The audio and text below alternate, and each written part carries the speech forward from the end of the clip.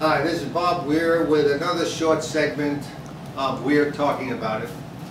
I'd just like to comment briefly on the whole debt ceiling debate that this whole country has just been put through by the people we elect to govern and to know what they're doing.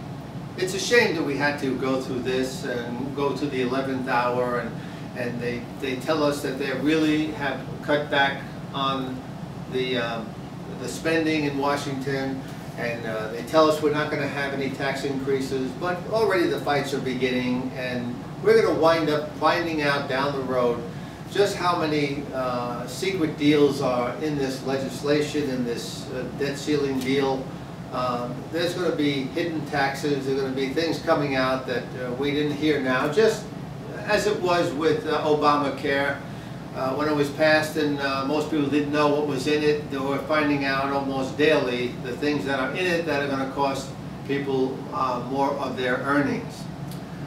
So when we deal with all of these billions and trillions, if you're like I am, like most of the public right now, these numbers are mind-boggling. And we sit there watching the Democrats and the Republicans fight with each other, where our heads are going back and forth like we're watching a tennis match. It's abominable what goes on in this country and how these people can stay in office as long as they do, and they just don't seem to have true leadership ability. And speaking of leadership, I also want to comment on something that Sarah Palin said just the other day. She mentioned that Mitt Romney, who is running for president and he's in the lead, he waited a long time before he had anything to say about this debt ceiling debate. He waited until until it seemed very safe, and then as Sarah Palin put it, he wet his finger and put it in the air, and he knew which way the trend was going, and then he finally spoke out about it. Well, of course that's not leadership, and if that's the way he's going to be, he's not going to be an effective candidate or an effective leader should he get into the White House. We need people who know how to make decisions, people who are real leaders.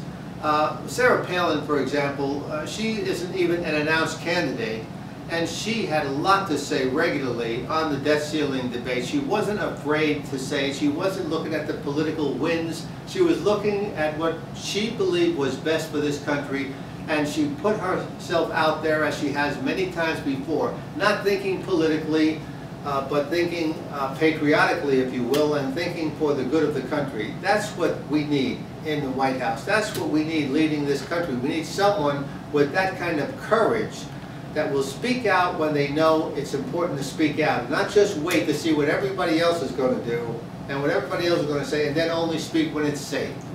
So that's my feeling on this little segment here of We're Talking About It. Thank you for watching and listening.